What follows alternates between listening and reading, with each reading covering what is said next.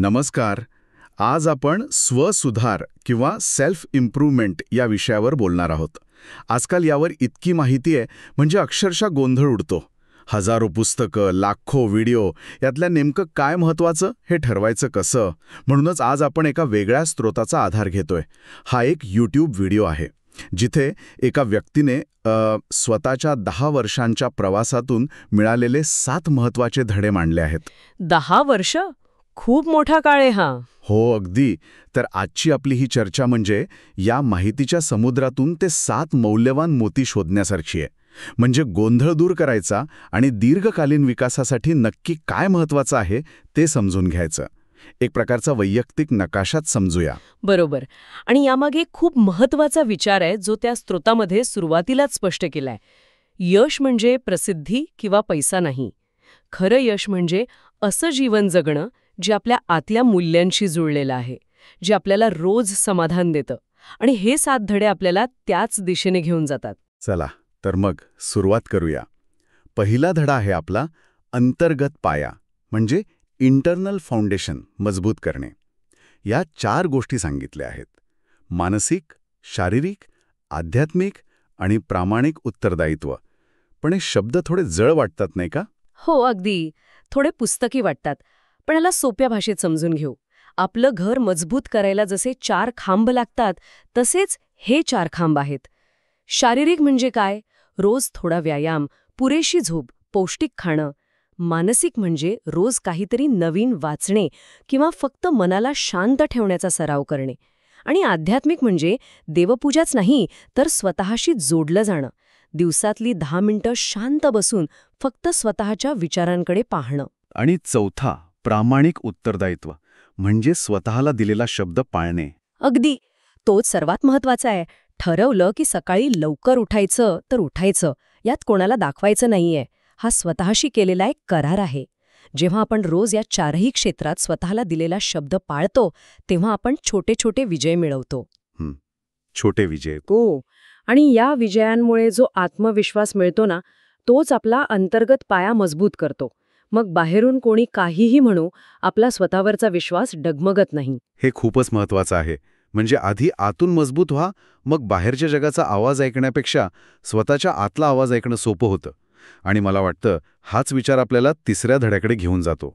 गर्दीच्या मागे जाऊ नका. बरोबर. पण ज्याचा पाया मजबूत आहे तो आपोआपच गर्दीपासून वेगळा विचार करू लागतो नाही का? हो. पण यात एक सूक्ष्म फरक आहे.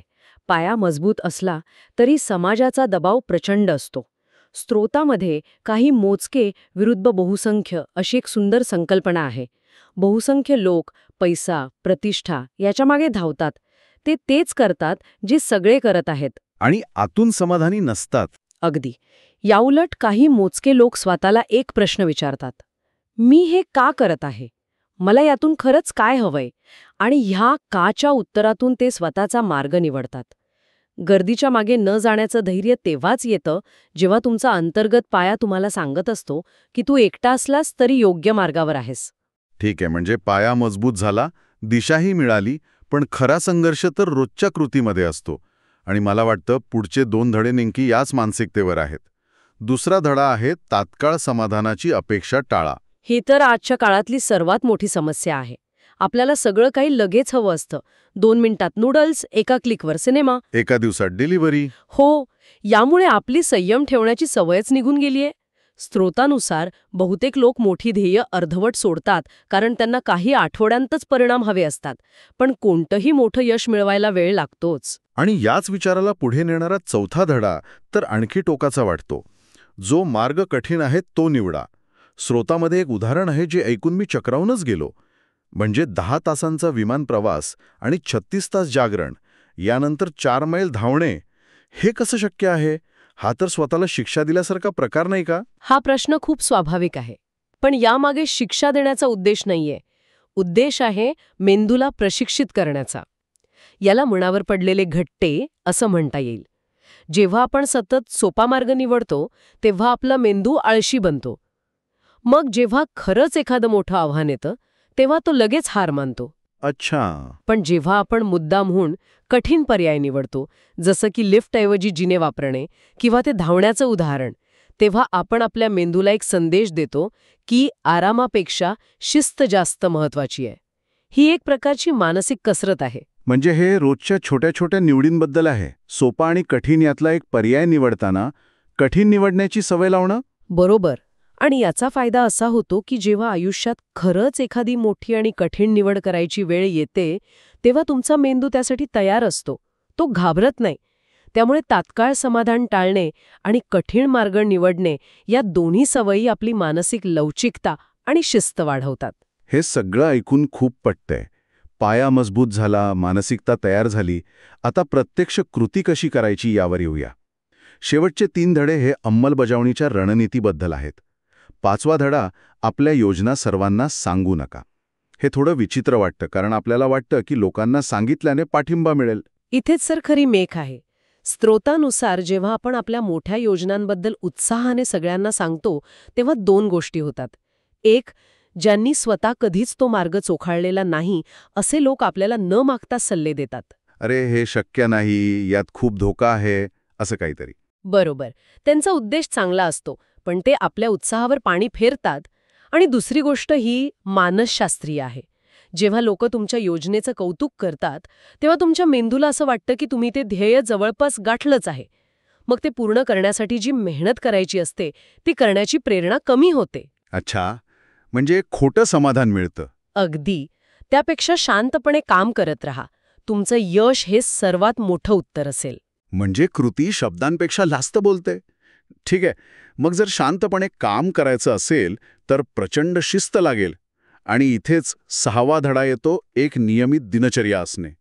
स्रोतामध्ये बायोइंजिनियर मित्रांचं एक उदाहरण आहे, जे म्हणतात की व्यवसायासाठी वेळच नाही, पण कॉलेजमध्ये असताना हेच मित्र दिवसाचे 14-15 तास अभ्यास करायचे. मग आता वेळ कुठे जातो? वेळ कुठे जात नाही, वेळेला चौकट नसते. कॉलेजमध्ये असताना त्यांच्या दिवसाला एक संरचना होती. Lectures, practicals. पण नोकरी लागल्यावर, विशेषतः शनिवार रविवार आणि कामाव्यतिरिक्तचा वेळ मोकळा असतो. यशस्वी लोक या मोकळ्या वेळेचाही सदुपयोग करतात. त्यांच्याकडे फक्त कामाच्या दिवसाचीच नाही तर सुट्टीच्या दिवसाचीही दिनचर्या असते. मुद्दा वेळेच्या अभावाचा नाही तर संरचनेचा आहे. आणि ह्याच संरक्षणेतून आपण शेवटच्या 7व्या धड्याकडे येतो, जो माझ्या मते सर्वात महत्त्वाचा आहे. संधी निर्माण करणे ही तुमची जबाबदारी आहे. आपण नेहमी म्हणतो की योग्य संधीची वाट पाहत आहे, पण हा धडा सांगतो की वाट पाहू नका, संधी निर्माण करा. अगदी. आणि इथेच आधीचे 3ही मुद्दे एकत्र येतात. शांतपणे काम करणे म्हणजे धडा 5. यामुळे गोंधळ आणि विचलनापासून आपण दूर राहतो. नियमित दिनचर्या म्हणजे धडा 6. हे आपल्याला सातत्यपूर्ण ऊर्जा देतं. आणि या ऊर्जेचा वापर करून संधी निर्माण करायची. बरोबर. संधी निर्माण होते कशी? तर एखादा उच्च मूल्य कौशल्य निवडून त्यावर अविरतपणे काम करून. लेखक स्वतःचं उदाहरण देतो की त्याने 4.5 वर्ष पर्सनल ब्रँडिंगवर काम केलं आणि अशा संधी निर्माण केल्या ज्याची त्याने कल्पनाही केली नव्हती.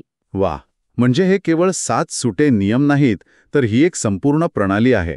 आधी अंतर्गत पाया मजबूत करा, मग योग्य मानसिकता तयार करा आणि त्यानंतर सातत्यपूर्ण कृतीसाठी एक रणनीती तयार करा. अगदी. यामुळे तुमच्या आयुष्याचे नियंत्रण बाहेरील गोष्टींकडून तुमच्या स्वतःकडे येते. तुम्ही संधीची वाट पाहत नाही, तर संधी निर्माण करता. बरोबर. आणि जाता जाता श्रोत्यांसाठी एक विचार. या स्रोतामध्ये संधी निर्माण करण्याची जबाबदारी स्वतःवर घेण्यावर खूप भर दिलाय.